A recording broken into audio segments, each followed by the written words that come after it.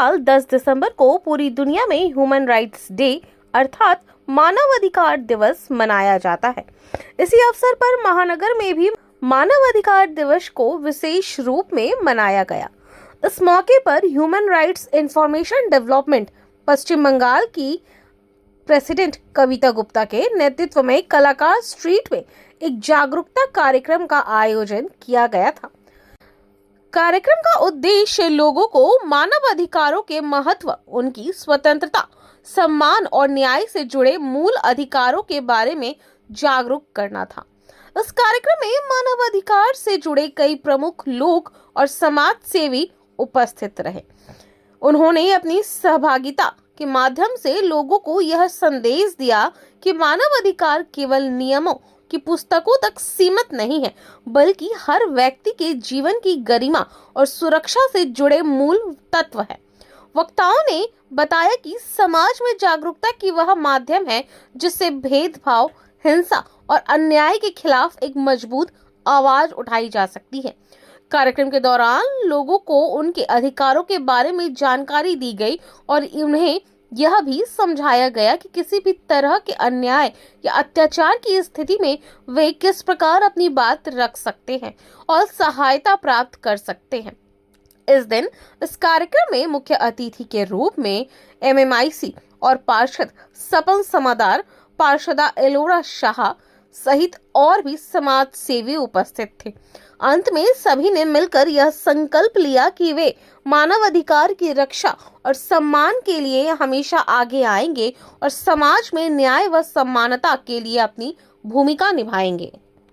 देखो, मानव अधिकार दिवस, मानव अधिकार, मानुषेर अधिकार, तो मानुषेर अधिकार तो निश्चय आछेई बोले संविधान, गणतंत्र आछे। आमी साथे साथे एटाও বলবো, শুধু অধিকার সম্বন্ধে সচেতন হলে হবে না, মানুষের দায়িত্ব সম্বন্ধে সচেতন হওয়ার প্রয়োজন আছে।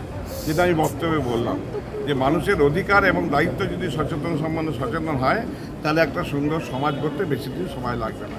এটা বেশিরভাগ ক্ষেত্রে নষ্ট হয় রাজনৈতিক স্বার্থে, ব্যক্তিগত স্বার্থে, নোংরা রাজনীতির ক্ষেত্রে। কিন্তু ভারতবর্ষের সংবিধান, ভারতবর্ষের গণতন্ত্র রাজনীতি বাদ দিয়ে কিছু হয় না, ঠিক আছে? রাজনৈতিক সদিচ্ছাটা সবার আগে দরকার যেমন আছে, তেমন রাজনীতির প্রতিনিধি তৈরি করে কিন্তু এই মানুষগুলো। এই মানুষগুলো যদি সঠিকভাবে সচেতন হয় তাহলে আগামী দিনে নিশ্চয়ই একটা সুন্দর সমাজ আমরা গড়ে তুলতে পারবো এবং অধিকার এবং দায়িত্ব সম্বন্ধে দুটোই একসাথে চললে আমাদের মধ্যে কোনো ভুল বোঝাবুঝি, ভাগাভাগি, বিভেদ কিচ্ছু হবে না। একটা একসাথে ভারতের সংবিধানকে সম্মান জানিয়ে আমরা এগিয়ে যেতে পারবো। খুব ভালো উদ্যোগ।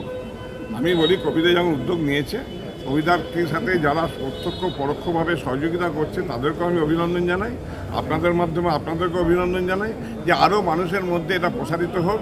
মানুষ যেন নিজের শুধু অধিকার সম্বন্ধে সচেতন হবে না, দায়িত্ব সম্বন্ধে সচেতন হোক, দেখবেন তাহলে আমাদের সমাজটা এগিয়ে যাবে। প্রথমত হচ্ছে সমানাধিকার, যেটা আমাদের সংবিধানে একদম স্বীকৃত। কিন্তু আমরা দেখেছি কি, দেখা গেল ধনবানরা যেভাবে একটা জায়গাকে দখল করে রাখে, তখনই কিন্তু মানুষ, দেখা গেল অসহায় যারা, তারা কিন্তু তাদের অধিকার থেকে অনেকভাবে বঞ্চিত হয় এবং তার মূল কারণ হচ্ছে মানুষের এই অশিক্ষা, সচেতনতার অভাব। যার জন্য আমরা লিগ্যাল সার্ভিস অথরিটি থেকে যথেষ্ট পরিমাণে অ্যাওয়ারনেস ক্যাম্প করি, বহু দূর দূরে আমরা অ্যাওয়ারনেস ক্যাম্প করি, যে অ্যাওয়ারনেসের মাধ্যমে মানুষকে কি বিনা বিচারে যে আটক থাকছে সেগুলো আমরা তাদেরকে বিনা খরচে আইনি পরিষেবা দিয়ে থাকি, যাতে কিনা তারা বিচার পায়। তাহলে এই যে বিচার থেকে বঞ্চিত হচ্ছে সেটা আমরা যথেষ্টভাবে আমরা দেখি। তার জন্য লিগ্যাল সার্ভিস অথরিটি সদা সজাগ এবং সচেতন, অত্যন্ত প্রশংসনীয়। কারণ মানুষ তো অজ্ঞ, তাদের সচেতনতার মাধ্যম কিন্তু বিভিন্ন অর্গানাইজেশন। আর উনি এই যে সক্রিয়ভাবে যে করছেন, এই যার জন্য আমরা আসছি আদালত থেকে। কারণ আমাদের আদালতে একদিনের কাজ একটু সমস্যা নয়, কিন্তু আমি যে আরও 500 মানুষকে সচেতন করতে পারছি, তাহলে এটা কি আমার একটা জীবন অনেক পেয়েছি, সমাজকে দেওয়ার আছে। এটা ওনার মন্ত্র, এটা আমাদেরও মন্ত্র।